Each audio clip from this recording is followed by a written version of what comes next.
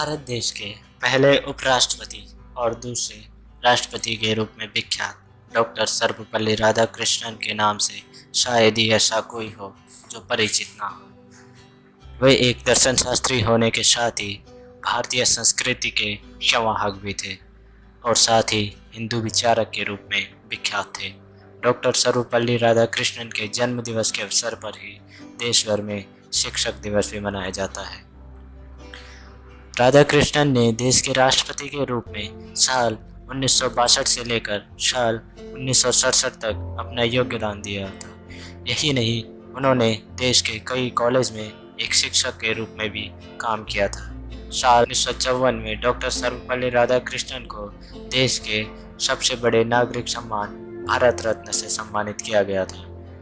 दोस्तों, डॉक्टर सर्वपल्ली राधाकृष्णन के जीवन के बारे में जितनी बातें की जाए वह कम है, लेकिन आज हम इस वीडियो में डॉक्टर सर्वपल्ली राधाकृष्णन के एक संक्षिप्त जीवन परिचय आपके सामने प्रस्तुत कर रहे हैं। तो दोस्तों, देश को शिक्षा का महत्व समझाने वाले डॉक्टर सर्वपल्ली राधाकृष्णन का जन्म 1888 को तमिलनाडु के एक गांव तिरुतनी में हुआ था। उनका बचपन भी इन गांवों में ही धार्मिक जगहों पर व्यतीत हुआ। वे एक मिडिल क्लास परिवार में जन्मे एक तेजस्वी बालक थे। उनके पिता का नाम सर्वपल्ली वीरास्वामी था, जबकि उनकी मां का नाम सीतम्मा था।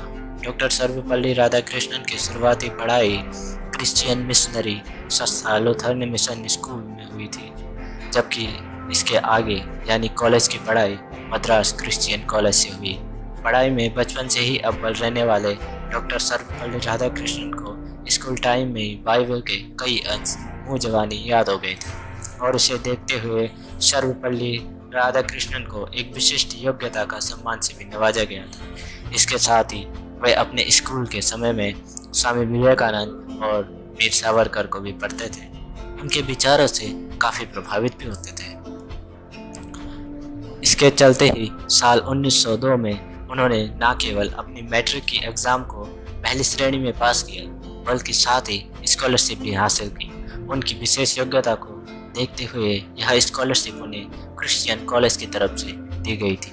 डॉक्टर सर्वपल्ली राधाकृष्णन की उम्र जब महज 16 साल थी तो उनका विवाह शिवा कामो से हो गया था। साल 1903 में उनका विवाह संपन्न हुआ था। इस बात से तो इनकार नहीं किया जा सकता है कि डॉक्टर सर्वपल्ली राधाकृष्णन बहुमुखी प्रतिभा के धनी रहे। उन्होंने शिक्षा जगत में अपना अभूतपूर्व योगदान दिया और इसके लिए वे हमेशा स्मरणीय है। वह एक शिक्षक होने के साथ ही एक वक्ता, एक राजनीतिज्ञ और देशभक्त और एक शिक्षा शास्त्री भी आदि भी रहे थे। डॉक्टर सर्वपल्ली राधाकृष्णन अपनी लाइफ में कई अलग अलग पदों पर रहे, लेकिन उन्होंने कभी भी शिक्षा का साथ नहीं छोड़ा। इसमें अपना योगदान देने से पहले भी कभी पीछे वे नहीं हटे। वे हमेशा यह बात कहते थे कि यदि शिक्षा को सही तरफ से समाज को दिया जाए तो यह कई कुरीतियों को, बुराइयों को इस समाज से हटा सकती है। डॉक्टर सर्वपल्ली राधाकृष्णन का शिक्षा के क्षेत्र में सफ़र मद्रास के प्रेसिडेंसी कॉलेज से शुरू हुआ था। यहाँ उन्होंने एक शिक्षक के रूप में काम करना शुरू किया था। इसके बाद में वे मैसूर कॉलेज में प्रोफेसर के रूप में कार्य करने लगे और देखते ही देखते देश के कई अन्य क्षेत्रों में भी अपने शिक्षण कार्य के लिए जाने लगे। शिक्षण कार्य करने के साथ ही उन्होंने देश की आज़ादी में भी योगदान दिया। भारत को आज़ादी मिलने के बाद डॉक्टर सर्वपल्ली राधाकृष्णन ने यूनेस्को में देश का प्रतिनिधित्व किया।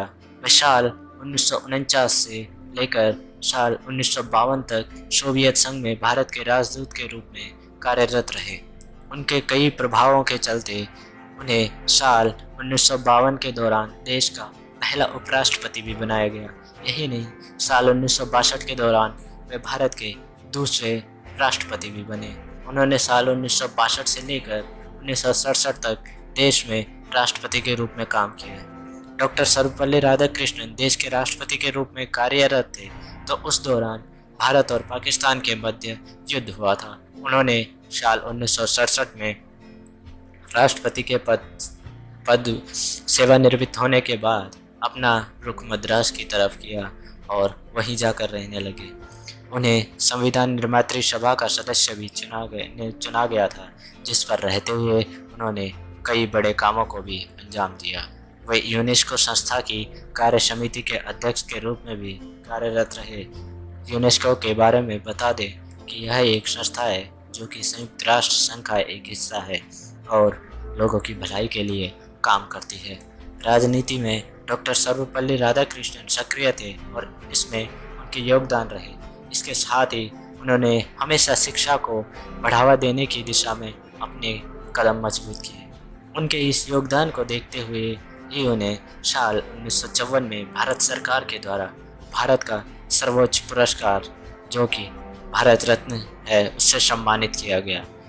दोस्तों, जब वे साल 1967 में गणतंत्र दिवस पर भाषण दे रहे थे, उस दौरान उन्होंने देश के सामने यह बात भी रख दी थी कि यह उनका बतौर राष्ट्रपति आखिरी भाषण है और वे अब कभी राष्ट्रपति नहीं बनना चाहते। लंबी बीमारी के चलते दोस्तों सर्वपल्ली राधाकृष्णन जी 17 अप्रैल 1975 को हमें सदा सदा के लिए छोड़ के इस दुनिया से चले गए।